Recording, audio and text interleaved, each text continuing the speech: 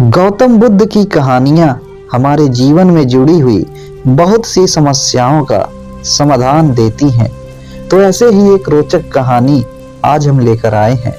आज की कहानी है कि जो लोग अपनी किस्मत पर रोते रहते हैं, अपनी किस्मत को कोसते रहते हैं, वह लोग अपनी परेशानी से छुटकारा कैसे पा सकते हैं, जानेंगे इस कहानी के माध्यम से। इससे पहले कि आप कहानी में खो जाएं, हमारे इस वीडियो को लाइक करके और हमारे इस चैनल को सब्सक्राइब जरूर कर लें। तो चलिए कहानी को शुरू करते हैं और आपसे रिक्वेस्ट है कि इस वीडियो को पूरा जरूर देखिएगा, तभी आप समझ पाएंगे कि इस कहानी का सार क्या है। एक बार की बात है, महात्मा बुद्ध के शिष्य आनंद कहीं जा रहे थे। रास्ते में उन्होंने देखा कि एक अधेड़ व्यक्ति एक चट्टान पर बैठा रो रहा है। वे उसके पास गए और बोले, क्या बात है वत्स, तुम कौन हो और क्यों रो रहे हो? आनंद की बात सुनकर उस व्यक्ति की सिसकियां थम गईं। वह अपने आंसू पोंछता हुआ बोला, मैं पास के गांव का रहने वाला एक बदनसीब व्यापारी हूँ। मैं जो भी काम करता हूँ वह बिगड़ जाता है। व्यापार के चक्कर में मैंने अपने पत्नी के गहने गंवा दिए, मैंने अपने परिवार को भी खो दिया, यहाँ तक कि मेरा घर भी गिरवी पड़ा है। मुझे तो लगता है कि मैं किसी काम का नहीं हूँ, मेरी किस्मत ही खराब है। उसकी बात सुनकर आनंद बोले, तुमसे किसने कहा वत्स कि तुम्हारी किस्मत खराब है? जरा मैं भी तो जानूं कि तुम्हारी किस्मत में क्या खराबी है। वह व्यक्ति बोला, पहले मैं खेती करता था, पर हर साल उसमें घाटा होता था। कभी सूखा पड़ जाता तो कभी ज्यादा बारिश के कारण फसल बर्बाद हो जाती। इससे परेशान होकर मैंने व्यापार करने का निश्चय किया। मैंने पत्नी के गहने बेचकर अपना व्यापार शुरू किया, लेकिन मेरा व्यापार नहीं चला। शुरू में परिवार वालों ने मेरा साथ दिया, लेकिन जैसे जैसे मुझे नुकसान होने लगा, मेरे परिवार वाले भी मुझसे दूर हो गए। मैं यह सब उनके लिए ही कर रहा था, लेकिन अब वे लोग मुझे देखकर नजरें फेर लेते हैं और मुझे ही मेरे परिवार की दुर्दशा का जिम्मेदार ठहराते हैं। अब उस व्यक्ति ने एक लंबी सी सांस ली और फिर बोला, मेरा एक मित्र है, उसने भी मेरा साथ अपना व्यापार शुरू किया था। उसका व्यापार अच्छा चल रहा है। वह जब भी मेरे पास मेरे घर आता है तो अपनी सफलता की कहानियां सुनाता है। उसकी बातें सुनकर मेरे घर वाले भी कहते हैं कि उसे देख और कुछ सीख। हमें तो लगता है कि तेरे बस का कुछ भी नहीं है। उन लोगों की बातें सुनकर अब तो मुझे भी लगने लगा है कि शायद मेरे बस का कुछ भी नहीं है। अब तो मुझे अपना जीवन ही व्यर्थ लगने लगा है। मेरे मन में ख्याल आता है कि अपना जीवन समाप्त कर लूं। मैं यहाँ आया भी इसी इरादे से था, लेकिन हिम्मत नहीं कर पाया, इसलिए यहाँ एकांत में बैठा विलाप कर रहा था। आनंद बोले, ओह, तो ये बात है। वैसे क्या तुम इसके अलावा कुछ और भी कहना चाहते हो? उनकी बात सुनकर वह व्यक्ति बोला, एक और मेरा हर काम खराब हो जाता है, दूसरी ओर मेरा मित्र है जो हर समय मुझे नीचा दिखाने का प्रयत्न करता रहता है। मुझे समझ में ही नहीं आता है कि मैं क्या करूं। आनंद बोले, क्या तुम अपने मित्र की बातें सुनकर दुखी हो जाते हो? हाँ, मैं उसकी बातें सुनकर स्वयं दुखी हो जाता हूँ, उस व्यक्ति ने जवाब दिया। आनंद ने पूछा, तुम्हें किस बात का दुख होता है, अपने असफल होने का या फिर मित्र के सफल होने का? उनका सवाल सुनकर वह व्यक्ति एक पल के लिए सोच में पड़ गया। फिर वह बोला, अगर सच कहूं तो मुझे अपने असफल होने का उतना दुख नहीं होता है जितना कि मित्र के सफल होने का होता है। अर्थात यदि तुम्हारा मित्र असफल हो जाए तो तुम्हें खुशी होगी? आनंद ने प्रश्न किया। वह व्यक्ति बोला, हाँ, मुझे बहुत खुशी होगी। इसका मतलब है कि तुम्हारी खुशी तुम्हारे मित्र पर निर्भर है। आनंद बोले, अगर वह चाहे तो तुम्हें खुश कर सकता है और अगर वह चाहे तो तुम्हें दुखी कर सकता है। तुम स्वयं से ना तो खुश हो सकते हो और ना ही दुखी हो सकते हो, अर्थात तुम अपने मित्र के गुलाम हो गए हो, इसलिए तुम्हारा कुछ नहीं हो सकता है। ऐसा न कहें महात्मा। उस व्यक्ति ने हाथ जोड़ दिए। आपकी बातें सुनकर मुझे कुछ आशा बंध रही है। आनंद बोले, जब हम किसी से आशा बांध लेते हैं तो उस पर निर्भर हो जाते हैं। ऐसे में हमारी खुशी और दुख भी उस पर निर्भर करने लगता है।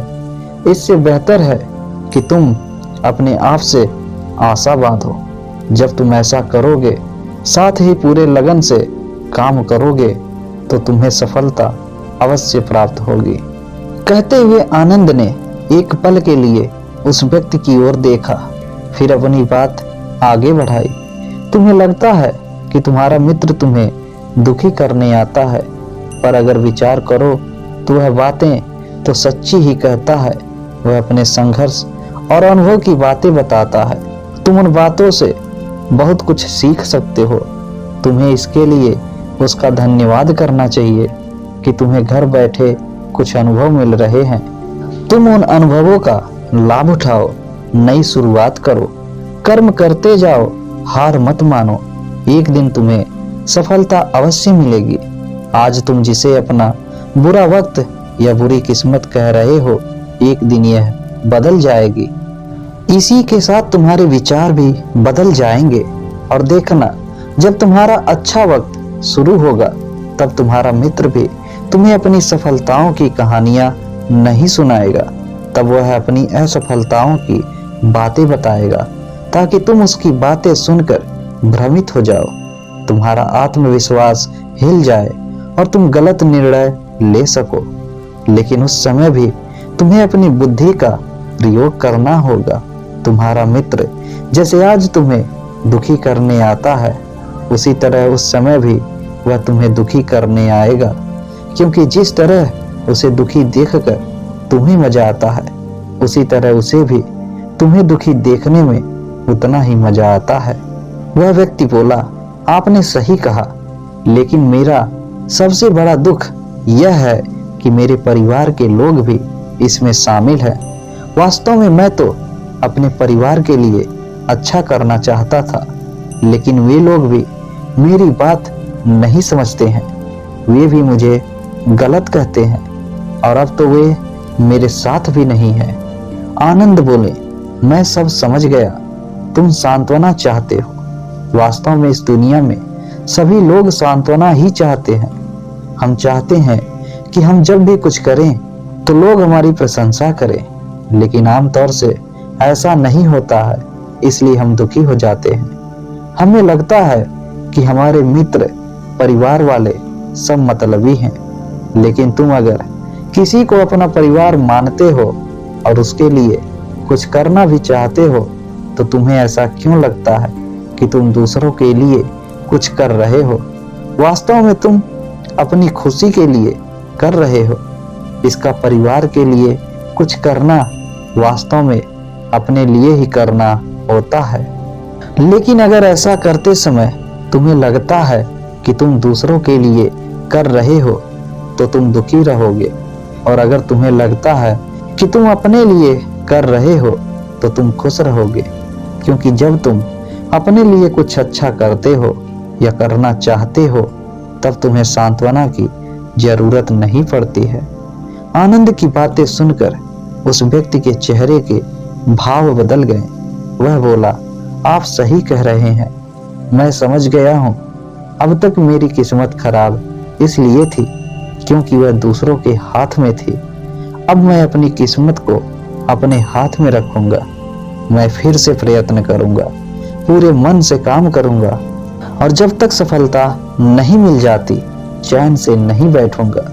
उस व्यक्ति की बात सुनकर आनंद मुस्कुराए और उसे एक छोटी सी डिबिया देते हुए बोले, इस डिबिया को हमेशा अपने पास रखना। इसमें एक ऐसा राज है जो तुम्हें बड़े से बड़े दुख से बाहर निकाल लेगा, लेकिन इसे तभी खोलना जब तुम्हारे जीवन में कोई रास्ता न सुझाई दे और तुम्हें लगे कि सब व्यर्थ है, यह दुनिया व्यर्थ है और यहाँ रहना भी व्यर्थ है, उस व्यक्ति ने आनंद को धन्यवाद दिया और डिबिया को लेकर चला गया। उसने नए उत्साह के साथ फिर से अपना व्यापार आरंभ किया। उसका व्यापार चल निकला। अपनी मेहनत और लगन के बल पर वह एक बहुत बड़ा व्यापारी बन गया। परिवार वाले भी उसके साथ आ गए और उसका जीवन हंसी खुशी बीतने लगा। अब वह भूतकाल का रोना छोड़ चुका था। वह भविष्य काल की भी चिंता नहीं करता था, बस अपने वर्तमान को संवारने में लगा रहता था और जो कुछ भी करता था वह अपने लिए करता था, अपनों के लिए करता था, इसलिए वह प्रसन्न था। उसके जीवन में अब कोई दुख नहीं था। लेकिन वक्त हमेशा एक जैसा नहीं रहता है, वह बदलता रहता है। उसके जीवन में भी बदलाव आया। एक दिन उसके राज्य पर पड़ोसी राजा ने चढ़ाई कर दी। उसने इस राज्य पर अपना कब्जा कर लिया। उसके सैनिकों ने चारों ओर लूट मार मचा दी। उन्होंने व्यापारी का सारा धन लूट लिया। उसके घर में आग लगा दी। जान बचाने के लिए उसे अपने परिवार के साथ वहां से भागना पड़ा। वह व्यक्ति अपने परिवार के साथ कई दिनों तक इधर उधर भटकता रहा। वह दाने दाने को मोहताज हो गया। उसका बच्चा बीमार हो गया। इलाज के अभाव में वह तड़पने लगा। यह देखकर उसका हृदय चित्कार कर उठा। वह कैसे अपने बच्चे का इलाज कराए? उसके पास तो खाने के लिए भी पैसे नहीं थे। ऐसे में उसे एक बार फिर निराशा ने घेर लिया। उसे लगने लगा कि उसका जीवन व्यर्थ है, सारी दुनिया व्यर्थ है, किसी भी बात का कोई मतलब नहीं है। भले ही आप जीवन में कितना भी कुछ कर लो, कितनी भी सफलता हासिल कर लो, पर अंततः यह जीवन समाप्त ही होता है। तो फिर ऐसे में जीवित रहने का क्या फायदा? इससे तो अच्छा है कि वह अपना जीवन समाप्त कर ले। लेकिन तभी उसके दिमाग में आनंद की दी हुई डिबिया कौंध उठी। उसने उत्सुकता के साथ उसे खोला। डिबिया के भीतर एक पर्ची रखी हुई थी। पर्ची पर कुछ लिखा हुआ था। उसे पढ़कर उसकी आंखों के आगे छाया निराशा का अंधेरा छट गया और वह मुस्कुरा पड़ा। पर्ची पर लिखा हुआ था, यह समय भी बीत जाएगा। उसने डिबिया को अपनी मुट्ठी में भींच लिया और एक नई शुरुआत के लिए उठ खड़ा हुआ। दोस्तों, अगर आप भी ऐसी ही परिस्थिति से गुजर रहे हैं तो निराश न हो। अपने अतीत पर शोक मत करें, न ही भविष्य की चिंता करें। अपने वर्तमान को जिएं और उसे बेहतर बनाने के लिए सच्चे मन से प्रयत्न करें। यकीन माने, जल्द ही आपकी किस्मत भी बदलने वाली है। उम्मीद है कि यह कहानी आपको जरूर पसंद आई होगी। तो हमारे इस वीडियो को लाइक और हमारे इस चैनल को सब्सक्राइब जरूर कर लें। धन्यवाद।